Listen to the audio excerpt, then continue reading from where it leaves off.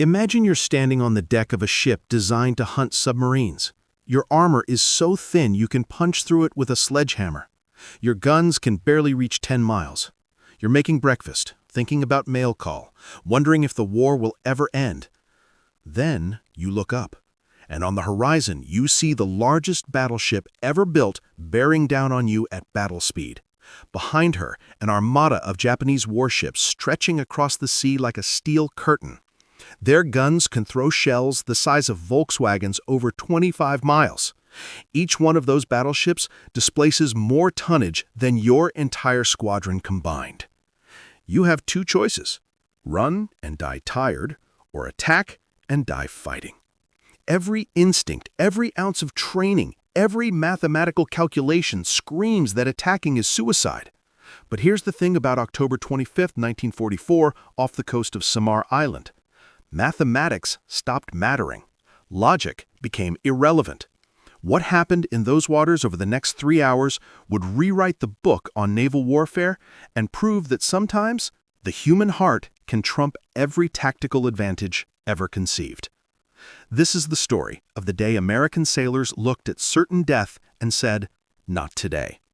The day tin cans fought battleships. The day the Imperial Japanese Navy learned that some men simply refused to lose.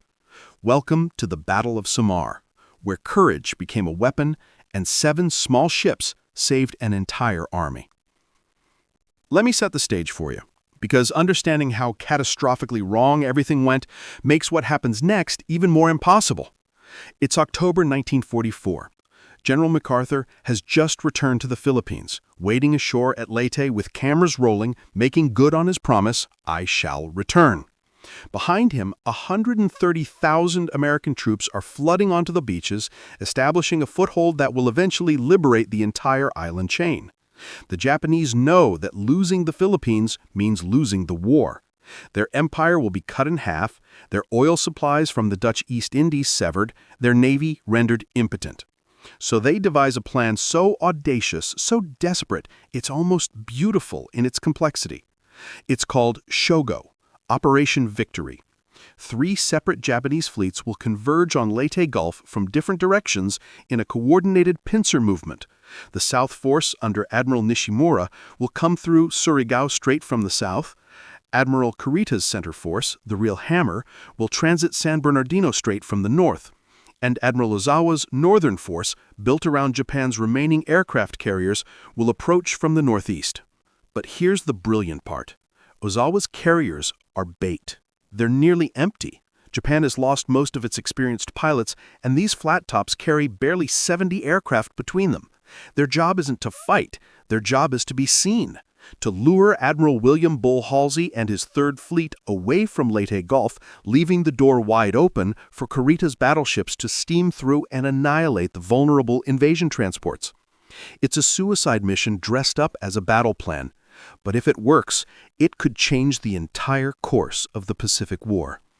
And on the night of October 24th, 1944, off the coast of Samar Island, it starts working perfectly. Halsey takes the bait. Now understand, Halsey is one of the most aggressive commanders in the U.S. Navy. He's the man who raided Tokyo, who fought at Midway, whose battle flag literally reads, "Attack, repeat, attack." When his scouts spot Ozawa's carriers to the north, every instinct in his body screams to go after the carriers. Carriers are the primary threat. Sink the carriers, win the war. So at sunset on October 24th, Halsey makes a decision that will haunt him for the rest of his life. He takes every single battleship, every carrier, every heavy cruiser of the Third Fleet and races north at flank speed. He leaves San Bernardino Strait unguarded. Not lightly defended, not screened by a small force. Completely empty. Meanwhile, Admiral Kurita is transiting that strait in complete darkness. His lookouts are scanning the horizon, expecting to see American battleships blocking the passage. That's where they should be. That's where any competent commander would put them. Kurita's hands are probably sweating. His crew is at battle stations. They're ready for the fight of their lives. And there's nothing. The strait is wide open. Kurita can't believe his luck, neither can his staff. They check their navigation, maybe they're in the wrong place. But no, this is San Bernardino Strait, and it's completely undefended. At 3 a.m. on October 25th, the most powerful surface fleet Japan has assembled in 2 years passes through unopposed and turns south toward Leyte Gulf. Toward goes defenseless transports, towards 130,000 American soldiers who have no idea what's coming. Now let me paint a picture of this fleet because you need to understand what's about to crash into our protagonists. Leading the formation is Yamato, and I need you to grasp what this ship represents. She's not just big, she's a floating fortress. 863 feet long, 72,000 tons fully loaded. Her main guns are 18.1 inches in diameter. The barrels alone are longer than a school bus. Each shell weighs 3,200 pounds. When those guns fire, the blast concussion can kill exposed personnel on her own deck. The shock wave can capsize small boats 100 yards away. Her armor belt is 16 inches of face-hardened steel backed by 20 inches of regular steel. You could ram a freight train into her at full speed and barely dent the paint. She was designed to engage multiple American battleships simultaneously and win. She's never been in a surface action. Her crew is eager to prove what this Leviathan can do. Behind Yamato, 3 more battleships, Nagato, Kongo, Haruna. 6 heavy cruisers, each mounting 8-inch guns that can punch through destroyer hulls like aluminum foil. 2 light cruisers, 11 destroyers. This is 200,000 tons of warships built for one purpose, to kill. And they're heading straight for Taffy 3. Now let's talk about what's standing in their way, because the disparity is almost comical. Taffy 3, officially designated Task Unit 77.4.3, is not a battle fleet. It's a support squadron. These are the ships you send to escort convoys, hunt submarines, provide air cover for amphibious landings. They're supposed to operate in the rear areas, far from the fighting, launching aircraft to bomb Japanese positions on shore. The core of Taffy 3 are 6 escort carriers, and calling them carriers is being generous. These are Casablanca-class ships built by Kaiser Yards, the same yards that normally produced cargo vessels and freighters. They're basically merchant hulls with flight decks welded on top. The Navy commissioned 50 of them during the war because they could be built in 90 days from keel to commissioning. 90 days! Yamato took 4 years to build. These escort carriers are 512 feet long, displace about 8,000 tons, and can make 18 knots if the engines are pushed hard and the crew prays loudly. 18 knots. That's the speed of a loaded cargo ship. A fast battleship can make 33 knots. Do the math. If you're in an escort carrier and a battleship wants to catch you, it's not a chase, it's a countdown. Their armor? There is no armor. The flight deck is wooden planks laid over 1/4-inch steel. The hull plating is 3/8 of an inch thick. For perspective, a typical battleship has armor that's measured in feet, not fractions of inches. A destroyer's 5-inch shell will punch clean through an escort carrier without even slowing down. Their armament? 1 5-inch gun mounted on the stern for anti-aircraft work. That's it. No torpedo tubes, no armor-piercing shells. They're armed to shoot down planes, not engage surface ships. Each carrier has about 30 aircraft, FM-2 Wildcat fighters and TBM Avenger torpedo bombers. But here's the problem. They're configured for ground support missions. The Avengers are carrying bombs designed to blow up Japanese bunkers on Leyte, not sink armored warships. Many aren't even carrying torpedoes. The Wildcats have 6.5 caliber machine guns, great for strafing enemy troops, utterly useless against a battleship. The escort for these carriers consists of 3 Fletcher-class destroyers and 4 destroyer escorts. The destroyers, Johnston, Hoel, and Herman, are proper warships, at least relatively speaking. They displace 2,500 tons, mount 5-inch dual-purpose guns, carry 10 torpedoes, and can make 38 knots at flank speed. They're fast, maneuverable, and pack a decent punch against cruisers or other destroyers. Against battleships, they're toothpicks attacking a tank. Their 5-inch guns fire 54-pound shells to a maximum range of about 10 miles. Yamato's 18-inch guns fire 3,200-pound shells to a range of 25 miles. The destroyers can hit Yamato long before Yamato can hit them. Oh wait, I said that backwards. Yamato can hit them long before they can hit Yamato. And when those 18-inch shells arrive, they're traveling at 2,600 feet per second. You don't see them coming. You see the muzzle flash, and then your ship ceases to exist. The destroyer escorts are even more outmatched. Samuel B. Roberts, Dennis, John C. Butler, and Raymond are John C. Butler-class vessels, 1,700 tons, 2 5-inch guns, 3 torpedoes. They were designed to hunt U-boats in the Atlantic. They've never trained for surface combat. Their crews call them tin cans because the hull plating is so thin that near misses from heavy shells can cave in the sides from water pressure alone. Let me give you a comparison that really drives this home. Yamato's main armor belt, 16 inches of hardened steel. Samuel B. Roberts' hull plating, 0.375 inches of mild steel. Yamato's broadside weight, 29,000 pounds of shells. All 7 American escorts combined, 1,400 pounds of shells. Yamato alone outweighs the entire American force by 20 tons. This is the force that's about to engage the pride of the Imperial Japanese Navy in the surface action. It's David versus Goliath if David forgot his sling and Goliath brought 5 of his friends. At 6:37 a.m., Ensign William Brooks is flying routine anti-submarine patrol. He's bored, he's tired, he's been doing the same patrol pattern for weeks. Circle out, scan the horizon, circle back. The most exciting thing that's happened all week was spotting a pod of dolphins. Then he sees something that doesn't belong. Pagoda masts. Multiple pagoda masts. For those who don't know, Japanese battleships have a distinctive superstructure that looks like a tiered tower or pagoda. It's unmistakable, and Brooks is seeing several of them. He counts 4 battleships, at least 6 cruisers, destroyers everywhere. His first thought is that he's hallucinating. Maybe he's more tired than he thought. Maybe the sun is playing tricks. He circles around for another look. They're still there. And they're getting closer. He radios back to Fanshawe Bay.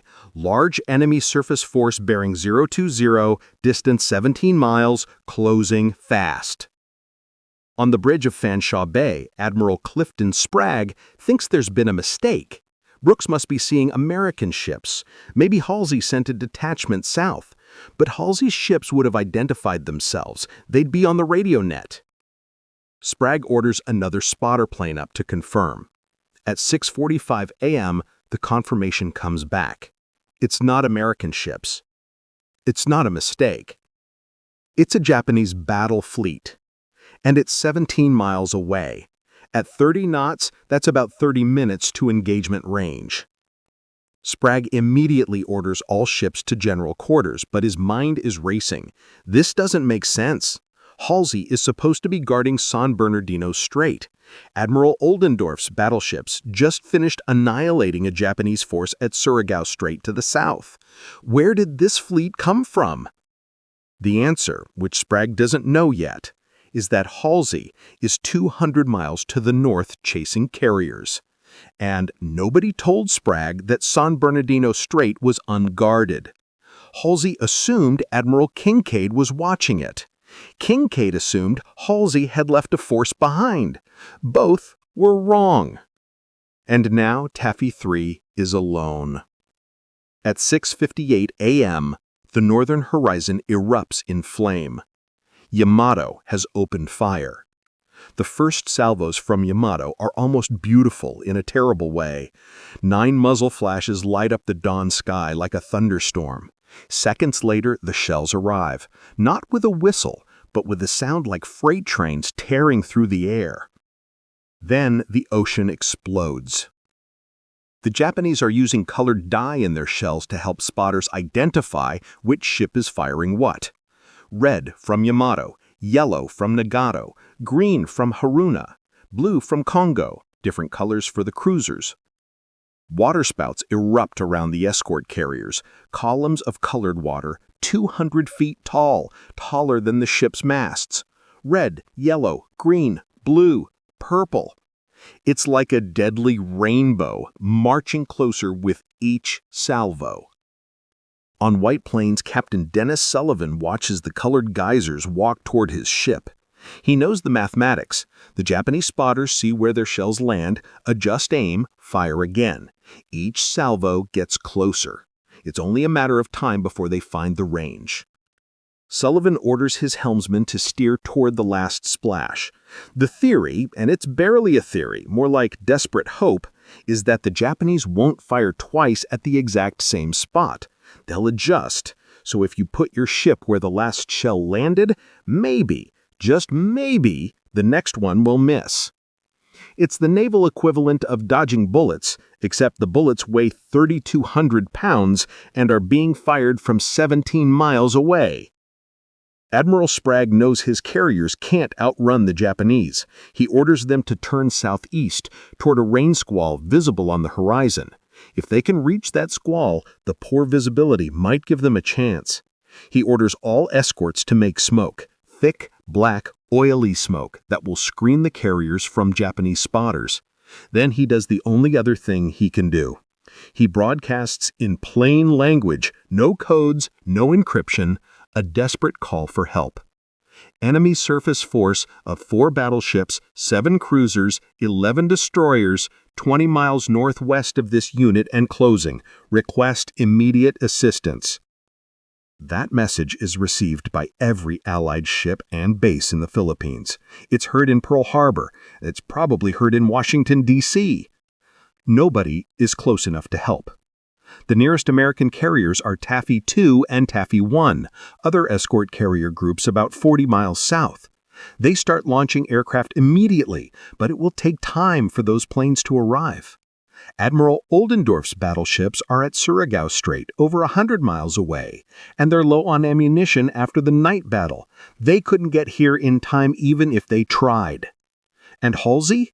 Halsey is 200 miles to the north, chasing Ozawa's carriers, completely out of radio range. Taffy 3 is alone. Sprague looks at the tactical plot. His carriers are making 18 knots. The Japanese are making 30. The gap is closing at 12 knots, about 800 yards per minute. At this rate, the Japanese will be in point-blank range in less than an hour. He looks at his escorts, 7 small ships, against 23 enemy warships. The mathematics are brutal. The Japanese have a 40-to-1 advantage in armor, a 20-to-1 advantage in firepower, a 3-to-1 advantage in numbers, a 2-to-1 advantage in speed. Every calculation says Taffy 3 should be annihilated in the next 30 minutes. But mathematics don't account for one thing: rage. On the bridge of USS Johnston, Commander Ernest Edwin Evans is watching the colored shell splashes walk closer to the carriers. He's a Cherokee and Creek Indian from Oklahoma, one of the first Native Americans to graduate from Annapolis. When he commissioned Johnston a year ago, he told his crew, "This is going to be a fighting ship. I intend to go in harm's way." Now, harm has found them. Evans doesn't wait for orders. He doesn't call Sprague for permission. He simply turns to his officer of the deck and says 5 words. All ahead flank, left full rudder. Johnston heels over hard, her engines screaming, black smoke pouring from her stacks. She's turning toward the Japanese fleet. Every man on the bridge knows what this means. They're charging battleships in a destroyer. It's suicide. But Evans has done the other math, the math that doesn't appear in textbooks. Every minute the Japanese spend shooting at Johnston is a minute they're not shooting at carriers. Every shell that hits Johnston is a shell that doesn't hit a carrier with 900 men aboard. If Johnston has to die so those carriers can live, then Johnston will die. But she'll die fighting. At 7 a.m., Johnston is laying smoke, racing at 38 knots straight toward the Japanese fleet. Her 5-inch guns open fire at maximum range, 14,000 yards, targeting the heavy cruiser Kumano. The 5-inch shells can't penetrate Kumano's armor. Evans knows that. But they can wreck her superstructure, destroy her fire control radar, kill exposed crew, maybe knock out a gun mount if they get lucky. And something else happens, something psychological. The Japanese lookouts see a destroyer charging toward them at flank speed, guns blazing. That's not what fleeing ships do. That's what attacking ships do. It creates confusion, creates doubt. Maybe this destroyer is screening something. Maybe there are American battleships nearby. Why else would this tiny ship attack? Johnston closes to 10,000 yards, maximum torpedo range. Evans orders all 10 Mark 15 torpedoes launched at Kumano. Then something incredible happens. The 5-inch guns have been firing continuously for 15 minutes. The crews are pumping out rounds as fast as they can load them, faster than the guns were designed to fire. The barrels are so hot, the paint is burning off, creating a chemical smoke that mixes with the cordite. Over 200 rounds slam into Kumano in those 15 minutes. Her superstructure is wrecked. Her fire control is destroyed. Fires are burning on her deck. Then, at 7:24 a.m., one of Johnston's torpedoes hits home. Actually, multiple torpedoes hit. Sources vary between 1 and 3. Kumano's bow explodes in a massive fireball. The entire front end of the cruiser is blown off. She's taking on water, losing speed, turning away from the battle. Heavy cruiser Suzuya has to break formation to escort the crippled Kumano away. In his first attack run, Commander Evans has removed 2 heavy cruisers from the battle. But now, Johnston is alone, deep inside Japanese gun range, and she's been spotted. Yamato's secondary battery, 6-inch guns, opens fire. 3 shells hit Johnston simultaneously. And this is where the story gets brutal. The first shell destroys the aft engine room, killing everyone inside instantly. Johnston's speed drops from 38 knots to 17. The second shell wrecks the aft 5-inch gun mount, turning it into twisted metal. The third shell hits the bridge. The explosion is catastrophic. Most of Evans' bridge crew is killed outright. Evans himself is thrown against a bulkhead. Shrapnel tears through his body. 2 fingers of his left hand are blown off. His shirt is burned completely away. Blood is streaming down his chest, his arms, his legs. He should be dead. But he's still standing. He wraps what's left of his shirt around his wounded hand and continues giving orders. More shells are coming in now. 14-inch rounds from Battleship Congo. 8-inch shells from multiple cruisers. They're hitting Johnston from 3 directions at once. The forward engine room is hit. Johnston loses her second engine. She's down to 7 knots, walking speed. Electrical power fails throughout the ship. The gyro compass tumbles. Steering control is lost from the bridge. Johnston is dead in the water, burning, flooding, surrounded by Japanese warships. This is where the story should end. But Commander Evans is still alive, still fighting. He shouts for manual steering control to be established in the aft steering compartment. Men have to physically crank the rudder by hand while Evans shouts orders through an open hatch from the deck above. Blood from his wounds is pooling on the deck around him. He's losing strength. His vision is getting blurry. But Johnston's remaining guns keep firing. That's the thing about this battle. That's what makes it legendary. The normal human response to this situation would be to surrender, to abandon ship, to try to save what lives you can. These men don't do that. They keep fighting. And that decision, repeated by hundreds of sailors across 7 ships over the next 2 hours, is what saves an army.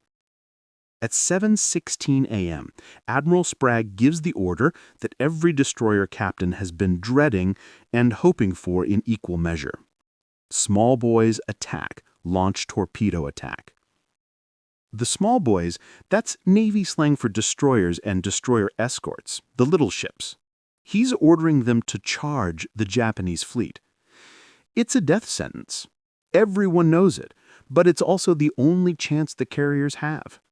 On USS Hoel, Commander Leon Kittenberger acknowledges the order and turns her ship toward the enemy.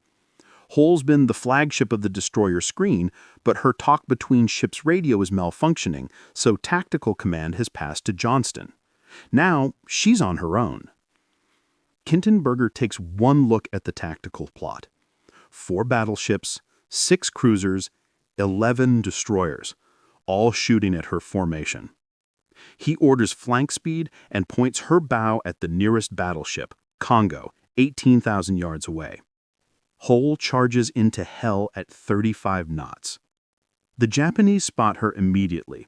Multiple ships shift fire to this new threat. 14-inch shells from Yamato, 8-inch shells from the cruisers. The ocean around Hoel becomes a forest of colored water spouts. Kittenberger is dodging, weaving, chasing the shell splashes just like Captain Sullivan on White Plans. But Hoel is faster, more maneuverable.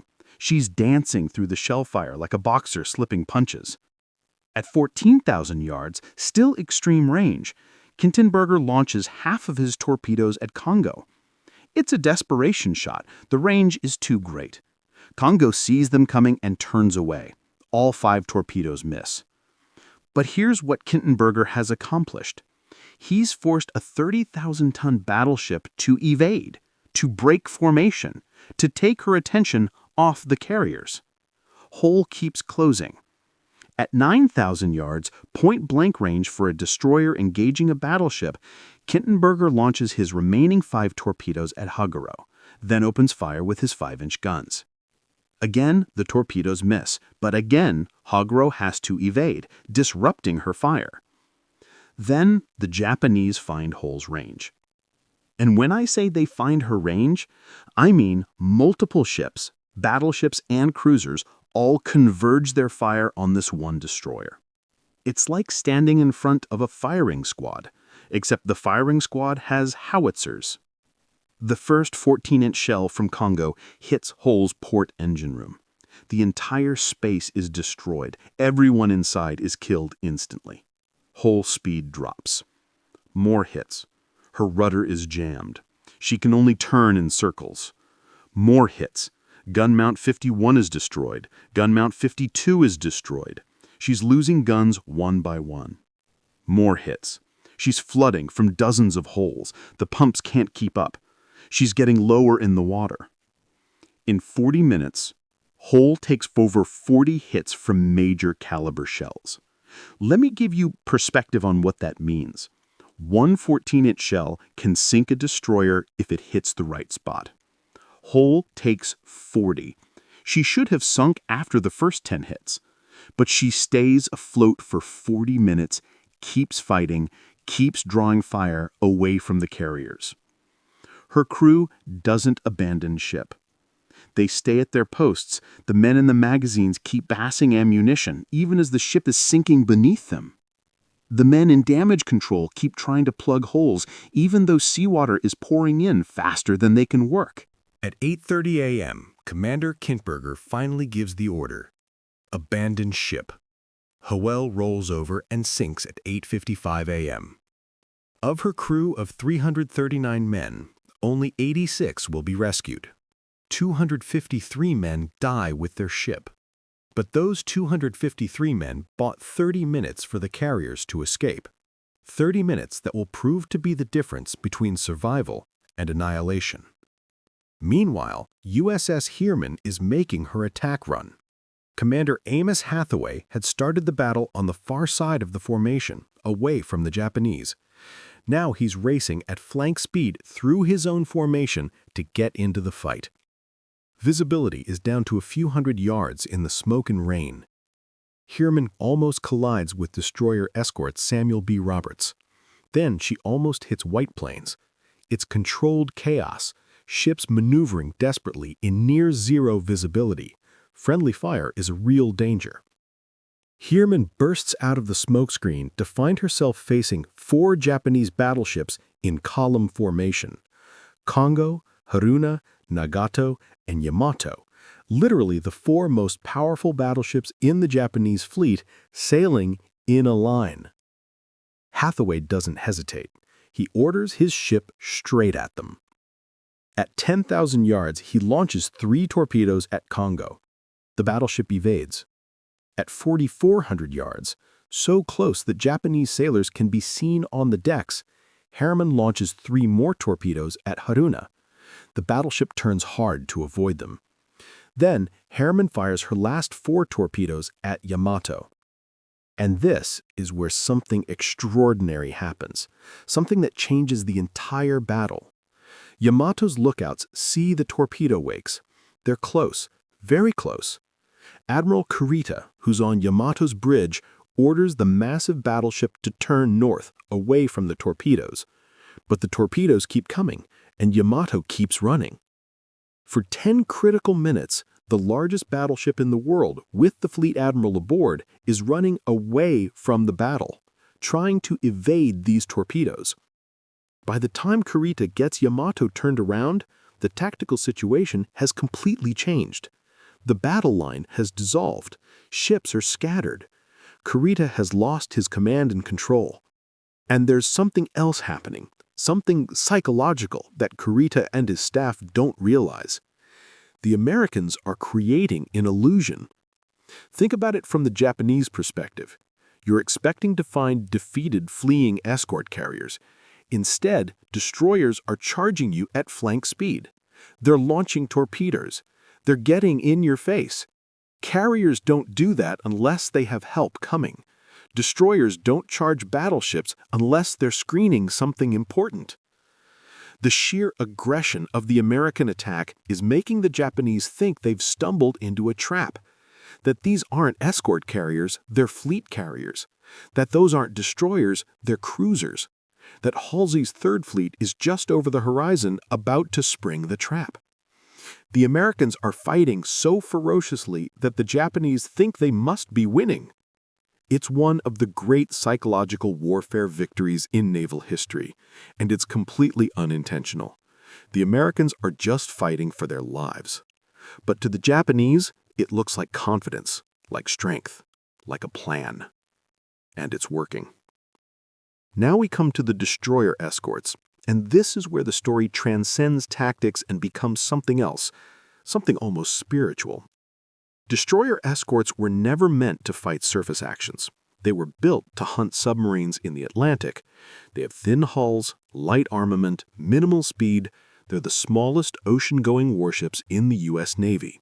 And Admiral Sprague is about to order them to attack battleships. On USS Samuel B. Roberts, the smallest ship in Taffy 3, Lieutenant Commander Robert Copeland is 34 years old from Tacoma, Washington. He's been in command for less than a year. This is his first major action. He's been listening to the radio chatter, hearing Johnston and Hoel engaging, hearing the carriers taking hits, hearing Admiral Sprague's increasingly desperate calls for assistance. Then the order comes, small boys attack. Copeland grabs the IMC, the internal announcing system, and speaks to his crew. Men, the enemy force is now bearing 085, distance 7 miles. We're going in. This will be a fight against overwhelming odds from which survival cannot be expected. We will do what damage we can.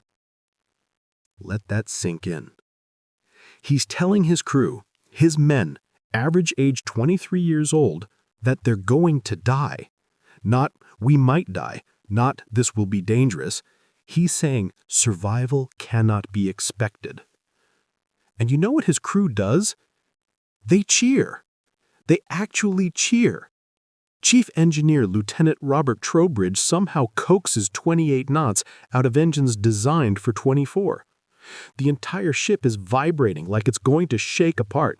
Deck plates are flexing, rivets are popping, the engines are screaming. But Samuel B. Roberts charges toward the Japanese fleet. Copeland closes to 4,000 yards from heavy cruiser Chokai. That's 2 miles. You can see individual sailors at that range. You can read hull numbers. Roberts launches all 3 of her Mark 15 torpedoes, then opens fire with her 2 5-inch guns. And here's where Gunner's Mate 3rd Class Paul Henry Carr enters the story. He's 20 years old from Chakotah, Oklahoma. He's the gun captain on Mount 52, the aft 5-inch gun. His gun crew consists of 9 other men, most of them teenagers. Their job is to load, aim, and fire a 54-pound shell every 10 seconds. They're doing it in 6 seconds. They're firing twice as fast as the gun was designed to operate.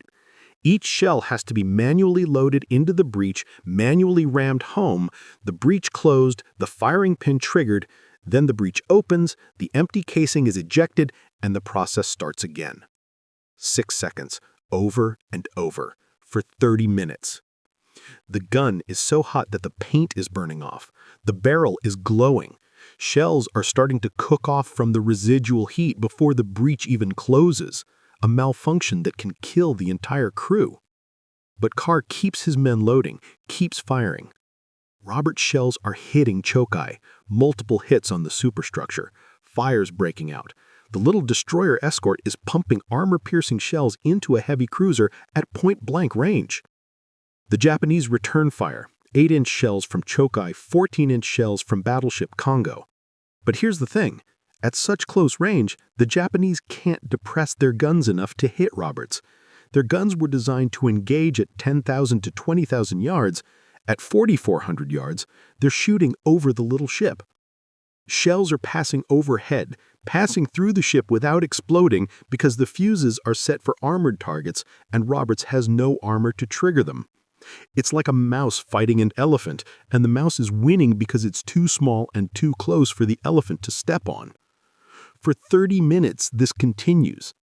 Then at 8:42 a.m., 3 8-inch shells from choke-eye hit Samuel B. Roberts in rapid succession.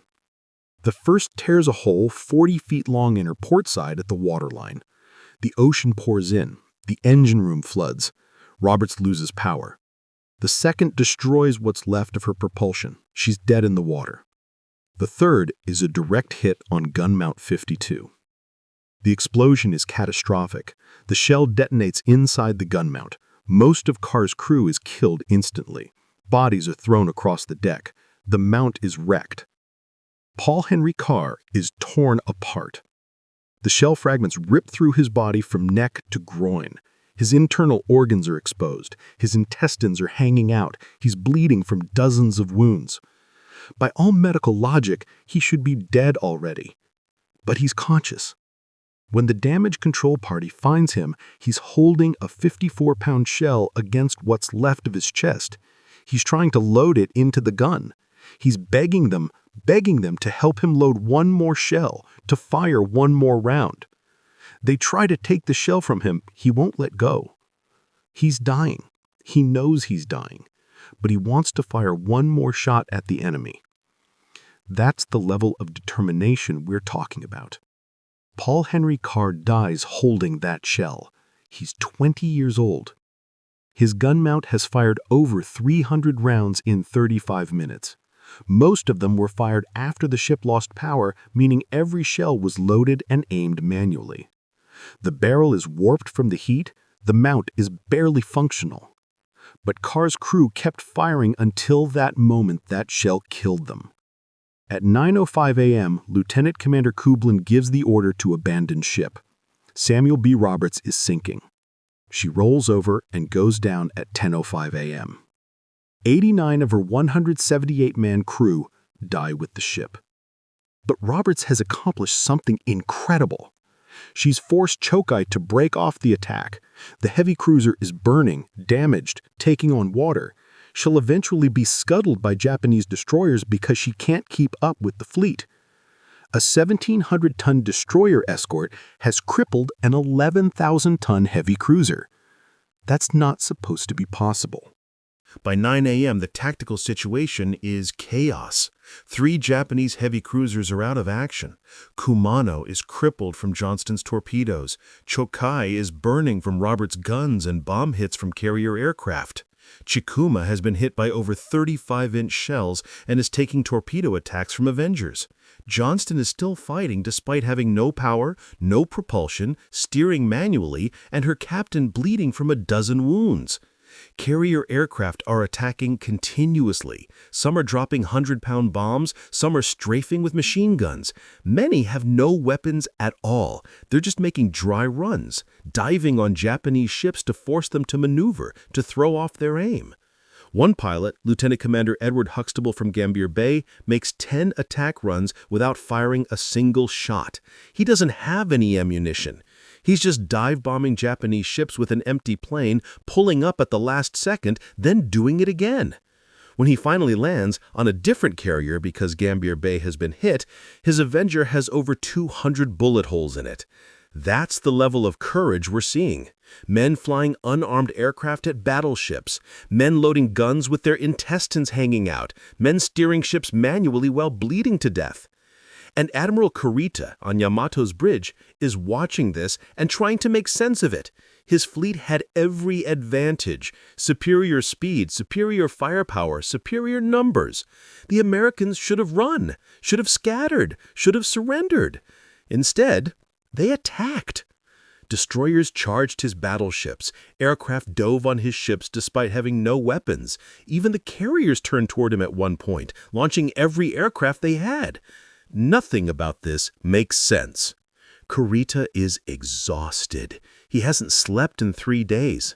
He watched his flagship Atago sink beneath them 2 days ago, spent hours in the water before being rescued. He watched super battleship Musashi, sister ship to Yamato, go down under American air attacks yesterday. Now he's in another confused battle. His ships are scattered, communications are poor, he's lost 3 heavy cruisers. American aircraft are everywhere, and these goddamn destroyers won't stop attacking. What if this is a trap? What if Halsey is just over the horizon? What if these are fleet carriers, not escort carriers, and he's about to be ambushed? At 9:11 a.m., Admiral Kurita makes a decision that will haunt him for the rest of his life. He orders his ships to cease fire and withdraw to the north. The Americans can't believe it. They're looking at their radar, watching the Japanese turn away. They're waiting for the other shoe to drop, for the Japanese to circle back. But the Japanese keep going. The pagoda masks disappear over the northern horizon. It's over. Taffy 3 has survived. But survival came at a terrible price. USS Johnston is gone. 141 men dead, including Commander Evans. His body was never recovered. He was last seen on the fantail, helping wounded sailors into life rafts, still giving orders despite his wounds. The Medal of Honor he received posthumously, the first ever awarded to a Native American in the Navy, sits in a display case at the Naval Academy. But Evans doesn't care about medals. He's at the bottom of the Philippine Sea, along with his ship. USS Hoel is gone. 253 men dead. Her wreck has never been found. USS Samuel B. Roberts is gone. 89 men dead, including Paul Henry Carr, who died trying to load one more shell. These were the men who ran towards the bad. But here's what they accomplished. They saved 130,000 American soldiers on Leyte, soldiers who had no idea how close they came to annihilation, soldiers who would go on to liberate the Philippines, to island hop across the Pacific, to help end the war. They proved that courage is a weapon, that determination can overcome firepower, that sometimes, against all odds, against all logic, the underdog wins. They showed the world what Americans do when faced with impossible odds. They attack. The Japanese never mounted another major offensive operation after Samar. Their combined fleet was finished as a fighting force. They had been psychologically defeated by a handful of escort carriers and tin cans. In 2019, research vessel Petrel found USS Johnston at 21,180 feet, the deepest shipwreck ever discovered at the time. Her guns still point outward, still ready to fight, eternal sentinel in the darkness. In 2022, USS Samuel B. Roberts was found at 22,621 feet, breaking Johnston's record. She sits upright on the seafloor, proud, defiant, still protecting the carriers she died for. These are war graves. The men who died aboard them are still there, still at their posts, still on watch. And every October 25th, a few people remember. They remember that on that day in 1944, mathematics stopped mattering. They remember that courage became a weapon. They remember the tin can sailors who looked at certain death and said, "Not today." This is their story. This is their memorial. Never forget.